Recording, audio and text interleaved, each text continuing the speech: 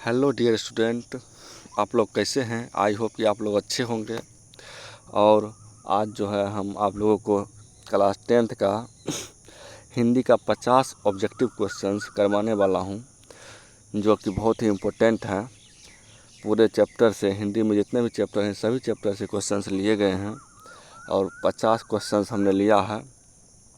तो इसे आप लोग बहुत ही अच्छे से देखिएगा और वीडियो पूरा देखिएगा, ठीक है दोस्तों। तो चलिए स्टार्ट करते हैं आज का पहला क्वेश्चन। और पहला क्वेश्चन है कि बहादुर को कितने रुपए की चोरी का इल्ज़ाम लगा था। बहादुर को कितने रुपए चोरी का इल्ज़ाम लगा था, तो इसका सही आंसर होगा 11 रुपये।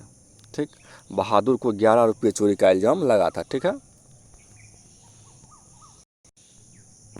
तो चलिए अगले क्वेश्चन पे चलते हैं।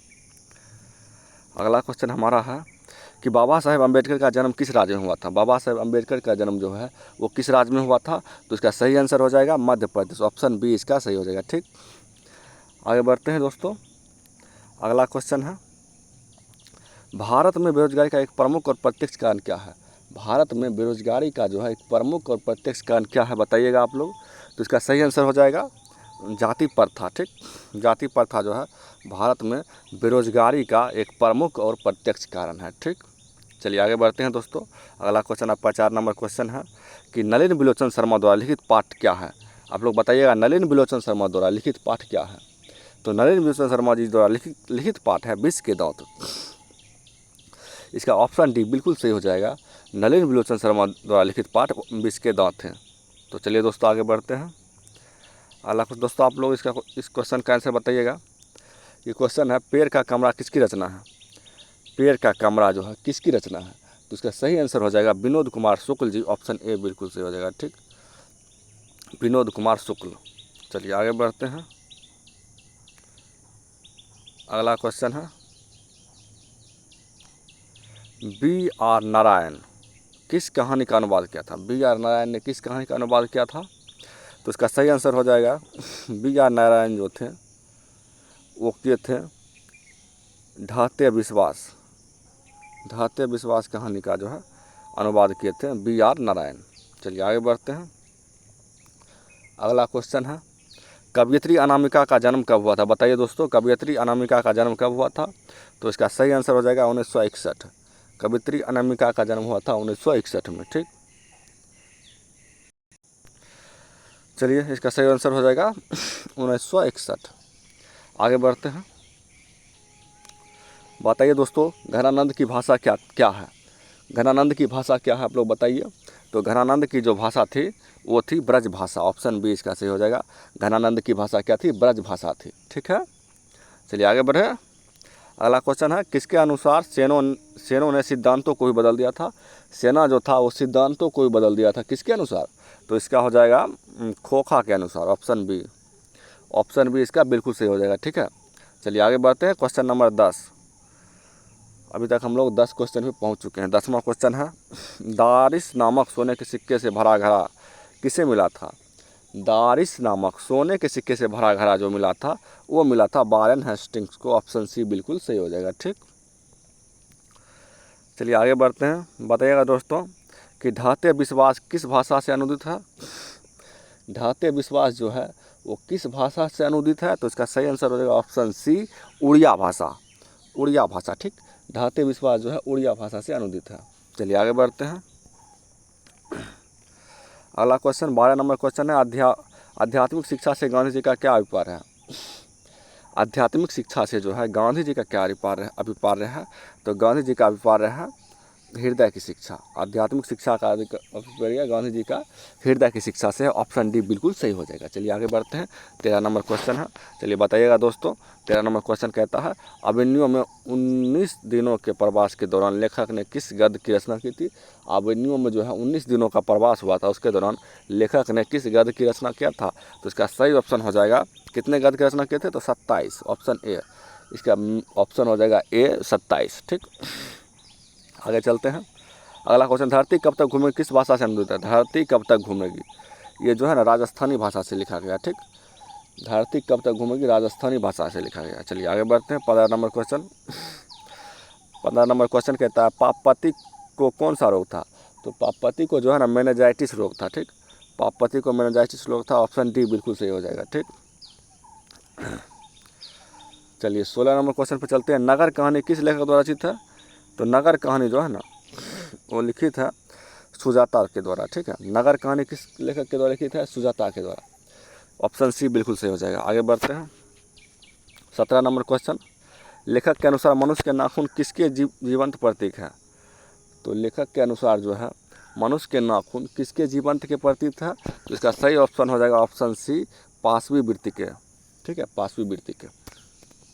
चलिए आगे बढ़ते हैं। 18 नंबर क्वेश्चन है। 18 नंबर क्वेश्चन कहता है कि हजारी प्रसाद द्विवेदी जी का जन्म कब हुआ था? तो हजारी प्रसाद द्विवेदी जी का जन्म जो हुआ था 1907 में हुआ था। ऑप्शन ए बिल्कुल सही है। ठीक, चलिए आगे बढ़ते हैं। 19 नंबर क्वेश्चन। रहीरास किसकी रचना है?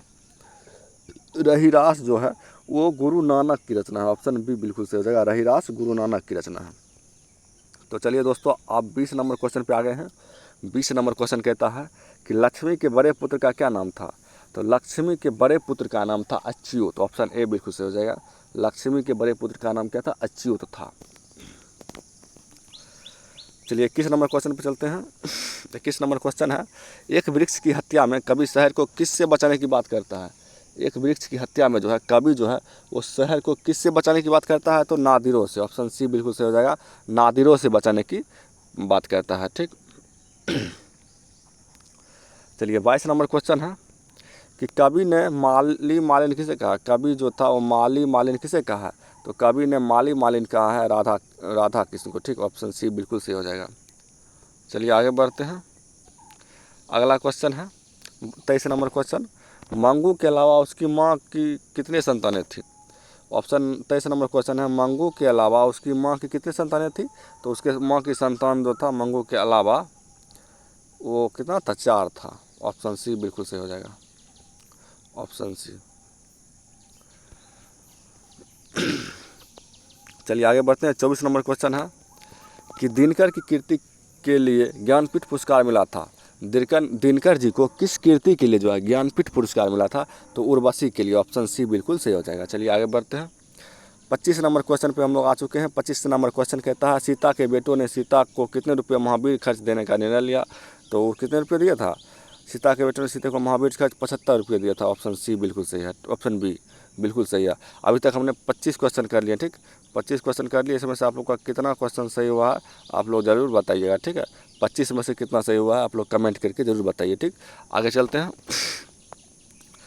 26 नंबर क्वेश्चन है, विष के दांत की विद्या क्या है? विष के दांत जो है वो किस विद्या में है? विष का दांत एक कहानी है। ऑप्शन सी ए बिल्कुल सही है। ठीक, विष के दांत की विद्या क्या है? एक कहानी है विष के दांत। चलिए आगे बढ़ते हैं। 27 नंबर क्वेश्चन है, सेन साहब की नई मोटर कार किस रंग की थी? सेन साहब का जो नया मोटर कार था वो किस रंग का था? तो इसका सही आंसर हो जाएगा काले रंग का। सेन साहब की नई मोटर कार काले रंग की थी। ऑप्शन ए बिल्कुल सही है। चलिए 28 नंबर क्वेश्चन कहता है, 28 नंबर क्वेश्चन, सेन साहब की कार की कीमत क्या थी? सेन साहब का जो कार था उसका कीमत 7,500 था। ऑप्शन सी बिल्कुल सही हो जाएगा। ठीक, चलिए आगे बढ़ते हैं।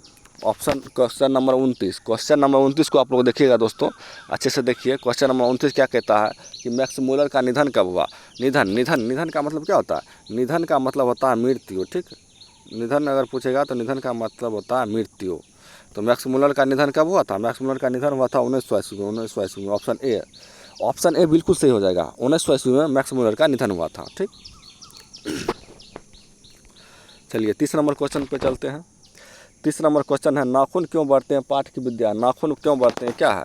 तो नाखून क्यों बढ़ते हैं एक ललित निबंध है। ऑप्शन बी बिल्कुल सही हो जाएगा। ठीक, काफ़ी इंपॉर्टेंट क्वेश्चन मैं आज आप लोगों को करवा रहा हूँ कि नाखून क्यों बढ़ते हैं पाठ की विद्या है तो एक ललित निबंध है। चलिए 31 नंबर है, भाषा की सबसे छोटी इकाई को कहते हैं? भाषा की सबसे छोटी इकाई को हम लोग कहते हैं वर्ण। ऑप्शन डी बिल्कुल सही हो जाएगा। ठीक, भाषा की सबसे छोटी इकाई को वर्ण कहते हैं। चलिए 32 नंबर क्वेश्चन। 32 नंबर तो दोस्तों 32 नंबर क्वेश्चन कहता है कि वर्णों के समुदाय को कहते हैं? वर्णों के समुदाय को क्या कहते हैं? तो वर्णमाला कहते हैं। ऑप्शन ए बिल्कुल सही हो जाएगा। वर्णों के समुदाय को वर्णमाला कहते हैं। चलिए आगे बढ़ते हैं। क्वेश्चन नंबर 33, हिंदी वर्णमाला में स्वर कितने होते हैं? तो हिंदी वर्णमाला में जो है ना स्वरों की संख्या 11 होती है। ऑप्शन सी बिल्कुल सही हो जाएगा, हिंदी वर्णमाला में 11 स्वर होते हैं। क्वेश्चन नंबर 34 पे हम लोग आ गए हैं। उड़ीसा में बाढ़ का विभीषिका का वर्णन किस कहानी में किया गया है? उड़ीसा में जो बाढ़ की विभीषिका थी उसका वर्णन जो है किस कहानी में किया गया है? ढहते विश्वास में। ऑप्शन ए बिल्कुल सही हो जाएगा, ढहते विश्वास में। चलिए 35 नंबर क्वेश्चन है, दही वाली मंगम्मा के रचयिता कौन है? दही वाली मंगम्मा के रचयिता, इसके रचयिता हैं श्रीनिवास जी। ऑप्शन सी बिल्कुल सही हो जाएगा, दही वाली मंगम्मा के रचयिता हैं श्रीनिवास जी। चलिए आगे बढ़ते हैं। 36 नंबर क्वेश्चन बोलता है, वाणी कब विष के समान हो जाती है? वाणी विष के समान कब हो जाती है? तो राम नाम के बिना। ऑप्शन ए बिल्कुल सही है, राम नाम के बिना जो है ना वाणी विष के समान हो जाती है। ठीक है, राम नाम के बिना वाणी विष के समान हो जाती है। देखिए 37 नंबर क्वेश्चन कहता है, भारत संविधान के निर्माण में महत्वपूर्ण भूमिका किसकी थी? भारत संविधान के निर्माण में महत्वपूर्ण भूमिका अम्बेडकर जी की थी। ऑप्शन ए बिल्कुल सही हो जाएगा, भारतीय संविधान के निर्माण में जो है ना महत्वपूर्ण भूमिका किसकी थी? अम्बेडकर जी की थी। ऑप्शन ए बिल्कुल सही है। चलिए 38 नंबर क्वेश्चन पे चलते हैं। 38 नंबर क्वेश्चन कहता है, गिरिधर कौन था? तो गिरिधर जो है मदन के पिता थे। ठीक, चलिए 39 नंबर क्वेश्चन पे चलते हैं। 39 नंबर क्वेश्चन कहता है कि निर्लज्ज अपराधी किसे कहा गया? निर्लज्ज अपराधी, तो निर्लज्ज अपराधी जो है वो किसे कहा गया था? तो निर्लज्ज अपराधी जो है वो बदमाश को कहा गया था। Option D. ठीक, क्वेश्चन नंबर 40 पे चलते हैं। 40 नंबर क्वेश्चन है, नागरी लिपि के लेखक हैं, नागरी लिपि के लेखक कौन है? गुणाकर मूले जी हैं। ऑप्शन सी इसका बिल्कुल सही हो जाएगा, नागरी लिपि के लेखक गुणाकर मूले जी हैं। आप लोग अच्छे से याद रखिए, बार बार रिपीटेड क्वेश्चन है कि नागरी लिपि के लेखक कौन है? तो गुणाकर मूले जी हैं। चलिए आगे बढ़ते हैं। क्वेश्चन नंबर 41 कहता है, बहादुर का पूरा नाम है। बहादुर का पूरा नाम क्या है? तो दिल बहादुर है। ऑप्शन बी इसका बिल्कुल सही हो जाएगा, दिल बहादुर। ठीक, 42 नंबर क्वेश्चन चलते हैं। बोल रहा है, परिणाम परिमाण वाचक विशेषण है। परिमाण वाचक विशेषण क्या है? तो इस थोड़ा सा जो है ना परिमाण वाचक विशेषण है। ऑप्शन सी बिल्कुल सही हो जाएगा। ठीक, चलिए आगे चलते हैं।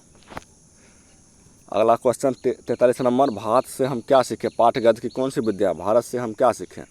ये जो है ना एक भाषण है। ऑप्शन सी, ऑप्शन ए हो जाएगा, भारत से हम क्या सीखें? क्या है? एक भाषण है। चलिए आगे बढ़ते हैं।